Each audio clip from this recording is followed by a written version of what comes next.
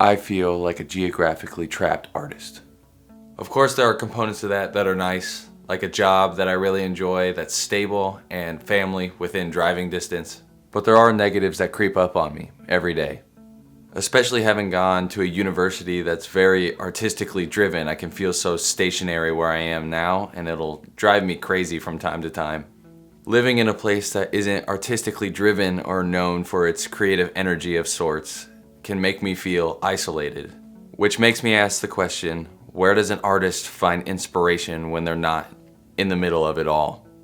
Recently, I got the chance to step away in Seattle, a city that's really felt like a creative hub to me.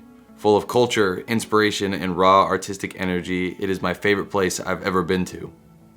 Every day I spent there, I felt more and more refreshed.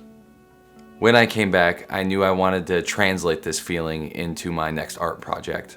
I ended up creating 3 different posters, each inspired by a different emotion or experiences I found in Seattle or the surrounding area. The Space Needle was the most obvious pick to make a design for. A visual staple of the city, is truly a marvelous sight to get to see the view of the city with Mount Rainier just hanging out in the background. Olympic National Park, with its misty forests and rugged coastline, really captured the wild and untamed side of the trip. I visited both Mount Rainier and Olympic, and while both are incredible, Olympic really did steal the show.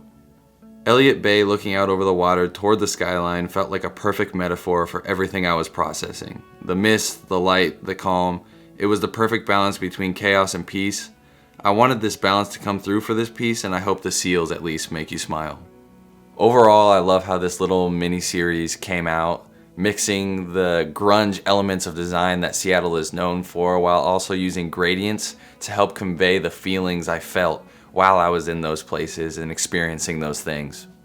I'm back at home now, and sure, the energy here isn't the same, but I feel like I learned a lesson.